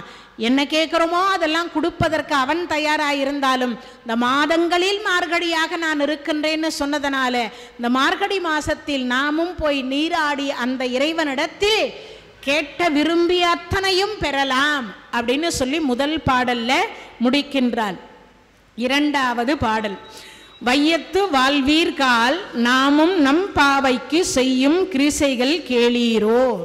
பார்க்கடலுள் பைய துயில்கின்ற பரமனடி பாடி நெய்யுண்ணோம் பாலுண்ணோம் நாட்காலே நீராடி மையிட்டு எழுதோம் மலரிட்டு நாம் முடியோம் செய்யாதன செய்யோம் தீக்குறளை சென்றோதும் ஐயமும் பிச்சையும் ஆந்தனையும் கை காட்டி உய்யுமாறு எண்ணி உகந்தேலோர் எம்பாவாய். ரொம்ப அருமையான பாட்டு. இப்போ வையத்து வாழ்வீர்கால், இந்த பூமியில வாழக்கூடிய அனைவரும் நாம் எல்லாம் நாமும் நம் பாவைக்கு செய்யும் கிரிசைகள் கேளீரோ. நமக்கு கடமைன்னு ஒன்று இருக்கு. அந்த கடமையில முதல் கடமை எது அப்படின்னு பார்த்தீங்கன்னா, இறைவனை வழிபாடு செய்வது. உங்களுக்கு எந்த கடவுள் பிடிக்குமோ அந்த கடவுளை வழிபாடு செய்யணும். எல்லாருமே இந்த கடவுள் அந்த கடவுள் இல்லை, எல்லா கடவுளும் கொடுப்பதற்கே பகவான் கீதையில சொல்றார். என்னென்றார், நான் படைப்பதில் பிரம்மாவாக இருக்கிறேன், காப்பதில் திருமாலாக இருக்கிறேன், சம்ஹாரம் செய்வதில் ருத்ரனாக இருக்கின்றேன், உயிர்களை பிடிப்பதில் யமனாக இருக்கின்றேன், மரங்களில் அரச மரமாக இருக்கின்றேன், பறவைகளில் கருடனாக இருக்கின்றேன். ஒவ்வொன்றையும் அவர் சொல்லிக்கிட்டே வருவார். அப்படி ஒவ்வொன்றையும் சொல்லிக்கிட்டே வரும்பொழுது முக்தி தரக்கூடிய கடவுளில் நான் சிவபெருமானாக இருக்கின்றேன், அழகில் நான் முருகனாக இருக்கின்றேன், மனித சொரூபத்தில் ராமனாக இருக்கின்றேன், ஒவ்வொன்றத்தையும் அப்படி சொல்லிக்கொண்டே வருகிற பொழுது பார்த்தீங்கன்னா இங்கே நமக்குன்னு ஒரு கடமை இருக்கு. அதனால செய்வதில் என்ன செய்யணும் அப்படின்னா முழுமையாக ஒரு நாளைக்கு ஏதாவது ஒரு கடவுள், அரிசி ஒன்று தான், அது இட்லியாக இருக்குது, தோசையாக இருக்குது, இடியாப்பமாக இருக்குது, அதிரசமாக இருக்குது, முறுக்காய் இருக்குது, சக்கரை பொங்கலாக இருக்குது, புளியோதரையாக இருக்குது, சாம்பார் சாதமாக இருக்குது, தயிர் சாதமாக இருக்குது. ஆனால் சாப்பிட்டா நிறையக்கூடியதுன்றது என்ன? இந்த வயிறு தானே. அந்த டேஸ்ட்டு என்கின்றது அந்த நாவுக்கு மட்டும்தான் தெரியும். முறுக்கு எப்படி இருக்கும் சாப்பிடாதவர்கள் அது டேஸ்ட் என்னன்னு தெரியும், தெரியாது இல்லையா? இப்போ தோசை எப்படி இருக்கும் சாப்பிட்டா தானே தெரியும். சாப்பிடாமையே கடவுள் இல்லைன்னு நம்ம சொல்ல முடியுமா? அனுபவிச்சாதானே தெரியும் கடவுள் இருக்காரா இல்லையான்னு. வணங்கினாதானே தெரியும் அவனுடைய அன்பு எவ்வளவு பிரதானமானது அப்படின்னு சொல்ல முடியும். அது மாதிரி காலையில் எழுந்த உடனே இறை வழிபாடு அப்படின்னு சொல்லக்கூடியதை நாம் செய்யணும். அதை தான் இங்கே சொல்றார், வையத்து வாழ்வீர்கால். இந்த வையத்தில் வாழ்வதற்கே இறைவன் திருவருள், அவன் அருளாலே அவன் தாள் வணங்கி, வணங்குவதற்கு கூட அவனுடைய அருள் இருக்க வேண்டும். ஒன்று. இன்னொன்று என்ன அப்படின்னா, வாழணும்னா 8 லட்சுமியின் நாயகனுடைய கடாட்சம், கண் பார்வை, அந்த 8 லட்சுமி பார்வை நம்ம மேல படணுமா? அப்படி பட்டால் நாமும் நல்லா வாழலாம். வையத்து வாழ்வீர்கால், நாமும் நம் பாவைக்கு செய்யும் கிரிசைகள் கேளீரோ. அப்படி கேளீரோன்னு சொல்லிட்டா அந்த அம்மா இப்ப சொல்றா, பார்க்கடலுள் பைய துயில்கின்ற பரமனடி பாடி. அப்பனா என்ன அர்த்தம்? இறைவனை பாடணும்ன்றார். இறைவனை பாடணும். குழந்தையாக மீண்டும் கண்ணன் பிறக்க மாட்டான, அவன் புல்லாங்குழல் ஊதி நம்மை மயக்க மாட்டான. குழந்தையாக மீண்டும் கண்ணன் பிறக்க மாட்டான, அவன் புல்லாங்குழல் ஊதி நம்மை மயக்க மாட்டான. மாடு கன்று ஓட்டி நம்மை மேய்க்க மாட்டான, மாடு கன்று ஓட்டி நம்மை மேய்க்க மாட்டான. தினம் ஆடி பாடி ஓடி நம்மை சேர்க்க மாட்டான. குழந்தையாக மீண்டும் கண்ணன் பிறக்க மாட்டான, அவன் புல்லாங்குழல் ஊதி நம்மை மயக்க மாட்டான, நம்மை மயக்க மாட்டான. பாடணுமா? அப்படின்னா என்ன அர்த்தம்? ஏதாவது தெரிஞ்சதே, அதாவது நிறைய பேர் சொல்லுவாங்க, பண் தெரியல, ராகம் தெரியல, தாளம் தெரியல, இதெல்லாம் தெரியலன்னா எப்படி கடவுளை பாடுறது? நீங்கள் எப்படி வாயில் வருதோ அப்படி பாடலாம். பண் தெரிந்து ராகம் தெரிந்து தான் பாடணும்னா இல்லை. நீங்கள் எப்படி பாடினாலும் என் குழந்தை நல்லா பாடுதுன்னு சொல்லி ஏற்றுக்கொள்ளக்கூடியவன் இறைவன். நல்லா நீங்கள் எப்படி பாடினாலும் என் குழந்தைக்கு அதுக்கு தெரிஞ்சாது போல அந்த குழந்தை பாடுதுன்னு ஏற்றுக்கொள்வாராம் இறைவன். இந்த கடவுள் இல்லை, எல்லா கடவுளும் ஏற்றுக்கொள்வார். அப்படி ஏற்றுக்கொள்ளக்கூடிய ஒன்றை நாம் எல்லாம் பார்க்கடலில் பைய துயில்கின்ற பரமனடி பாடி அவனுடைய திருவடியை போற்றணும். அவன் திருவடியை போற்றுவதற்கு நாம் எல்லாம் என்ன பண்ணணும்? பகவானுடைய பாடல்களை 4000 திவ்ய பிரபந்தம் அப்படின்னு சொல்லக்கூடியது இருக்கு. அதில் நாம் எல்லாம் பாடலாம். என்ன பாடலாம்? துப்புடையாரை அடைவதெல்லாம் சோர்வெடுத்து துணையாவர் என்றோ ஒப்பிலேன் ஆகினும் நின்னடைந்தேன், ஆனைக்கு நீ அருள் செய்தமையால் எய்ப்பு வந்து என்னை நலியும் பொழுது அங்கேதும் நான் உன்னை நினைக்க மாட்டேன், அப்போதைக்கு இப்போதே சொல்லி வைத்தேன் அரங்கத்தரவனை பள்ளியானே. பாடலாம். எதுவும் தெரியலையா? இப்போ இந்த 30 பாசுரம் தெரியும். இதையே மீண்டும் மீண்டும் கூட நீங்கள்லாம் பாடலாம். சிற்றம் சிறுகாலை வந்துன்னை சேவித்து உன் பொற்றா மறையடியே போற்றும் பொருள் கேளாய் பெற்ற மெய்த்துண்ணும் குளத்தில் பிறந்து குற்றேவல் எங்களை கொல்லாமல் போகாது அற்றை பறை கொள்வான் அன்றுகான் கோவிந்தா எற்றைக்கும் ஏழேல் பிறவிக்கும் உந்தன்னோடு உற்றோமே ஆவோம் உனக்கே நாம் ஆட்செய்வோம் மற்றை நம் காமங்கள் மாற்றேலோர் எம்பாவாய். இந்த பாட்டை தினமும் ஒரு முறையாவது பாடணுமா? ஆனால் நம்ம எல்லாம் பாடுறோமான்னா தான் இல்லை. மார்கழி மாதம் போனாவே இந்த பாட்டுக்கெல்லாம் என்ன இந்த பாட்டுன்னு ஒன்று இருக்கான்றதே சில பேருக்கு தெரியாது. அப்போது பாடுவது சிறப்புன்றா. ஒன்றுமே தெரியலையே, பல்லாண்டு பல்லாண்டு பாடுங்களேன் எங்கள் பரந்த மன்னாலயத்தை நாடுங்களேன், என்னாலும் அவன் நாமம் சொல்லுங்களேன், இல்லை இல்லை என்போரை வெல்லுங்களேன். இல்லை இல்லை என்போரை வெல்லுங்களேன். நாராயண ஹரி நாராயண நாராயண ஹரி நாராயண நாராயண ஹரி நாராயண நாராயண லக்ஷ்மி நாராயண. இதையாவது பாடணுமா? ஒன்றுமே தெரில. நாராயணா நாராயணா நாராயணா நாராயணா பாராயணம் பண்ணுங்க. ஒன்றுமே தெரில. வந்தாராம், இருந்தாராம், போனாராம், உட்காராம், சாப்பிட்டாராம், தூங்கினாராம், பேசினாராம், கொடுத்தாராம். எல்லாத்துலேயும் என்ன வருது? ராமநாமம் வருதா? உலகத்தில் இதை விட எளிமையாக வேற எந்த நாமத்தையும் சொல்ல முடியாது. யோசிச்சு பாருங்க. வந்தாராம், இருந்தாராம், உட்காராம், சாப்பிட்டாராம், பேசினாராம், தூங்கினாராம், கொடுத்தாராம். எல்லாத்துலேயும் ராமநாமம் சேர்த்துக்கலாம். ஆனால் நம்ம பேசுகிறோமான்றது தான் அங்கே இருக்கிறது. வாயன், உட்காரன், இருப்பியா பூடுவியா? ஒருமையில் தான் நம்ம எல்லாம் பேசுகிறோமே தவிர பன்மையில் பேசுவதே கிடையாது. அதை விட இன்னொன்று, வாங்க உட்காருங்கன்றதே இப்பெல்லாம் இல்லாமல் போச்சு. வாயன், உட்காரன், அப்படிதான் பேசுகிறோம். யோசித்து பாருங்க. அப்போ இறைவனை பாடணும்ன்றார். அதாவது பண் தெரியணும்னு அவசியம் இல்லை, ராகம் தெரியணும்னு அவசியம் இல்லை. உங்களுக்கு எப்படி பாட தோன்றுகிறதோ அப்படி பாடுங்க. ஆனால் அதையும் ஏற்றுக்கொள்ளுவார் இறைவன். ராகம் தெரிஞ்சுதான் பாடணும்னு நல்லா இல்லை. எது தெரியுது? எதுவுமே தெரியலையா? நாராயணா நாராயணா நாராயணா நாராயணா நாராயணா. நாரதருக்கு பாட தெரியும், கையில் வீணை தான் வச்சுட்டு இருந்தார். அவர் என்ன பண்ணார்? நாராயணா நாராயணா நாராயணா, அதை தான் பாராயணம் பண்ணிட்டு இருந்தார். அந்த நாரத மகரிஷிக்கு காட்சி கொடுத்த இறைவன் நமக்கு தரமாட்டாரா? அதைத்தான் இங்க சொல்றார். அப்பனா என்ன அர்த்தம்?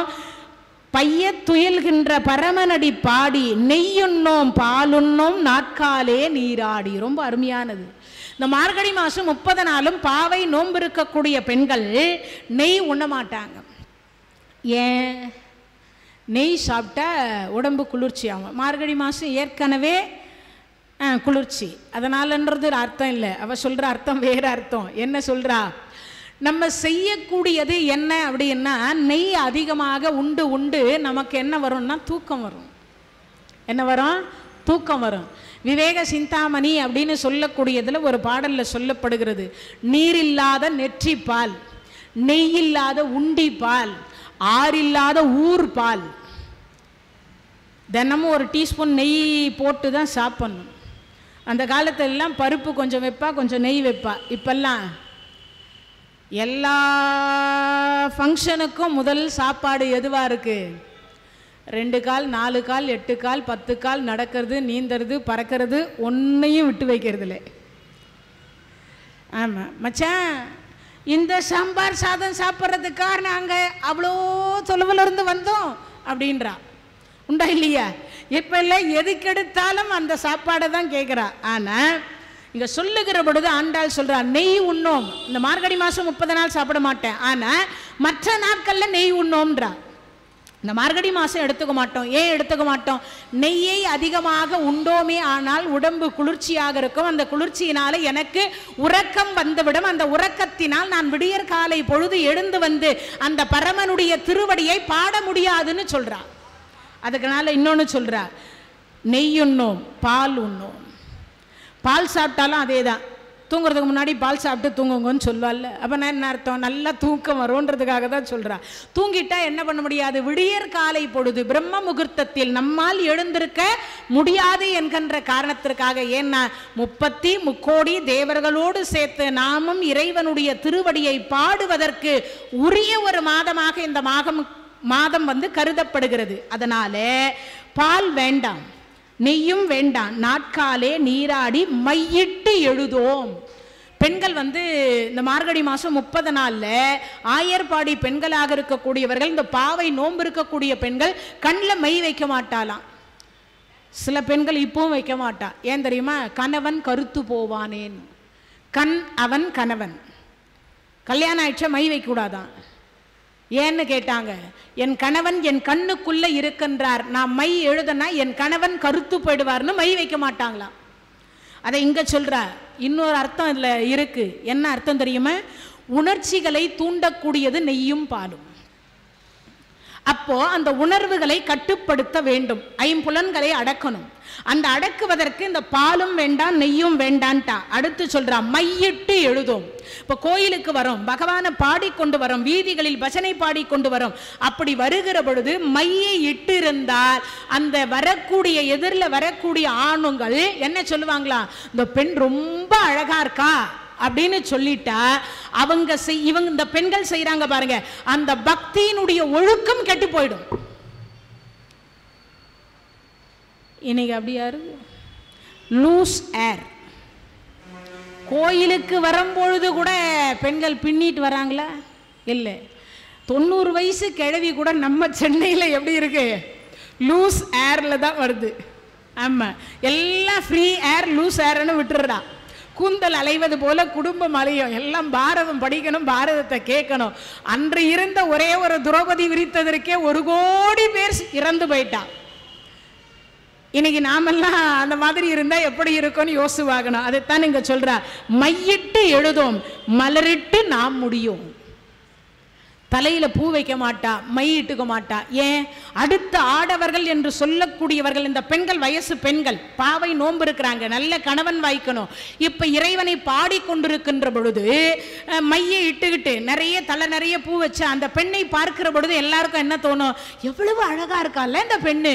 அந்த அழகு சொல்லுமா, அந்த அழகாக இருக்கின்ற பொழுது ஒரு காம இச்சை என்று சொல்லக்கூடியது அந்த ஆடவனுடைய மனதிலோ அல்லது நம்மை விட இந்த பெண் அழகாக இருக்கின்றாள் என்கின்ற வேறொரு பெண் பார்க்கிற பொழுது கூட அவளுக்கு ஒரு தாழ்வு மனப்பான்மை வந்துவிட்டால் பக்தி என்கின்றது அங்க குறைஞ்சு போயிடும். எவ்வளவு ஆராய்ச்சி பண்ணியிருக்கா பாருங்க. நாமெல்லாம் இந்த பாட்டெல்லாம் சிந்திக்கிறோமான்னா சிந்திக்கல. அதைத்தான் சொல்ற. என்ன சொல்ற, நெய்யுண்ணும் பாலுண்ணும் நாட்காலே நீராடி மையிட்டு எழுதும் மலரிட்டு நாம் முடியும் செய்யாதன செய்யோம். இந்த 30 நாள் என்ன பேச மாட்டாளாம், பொய் பேச மாட்டான்.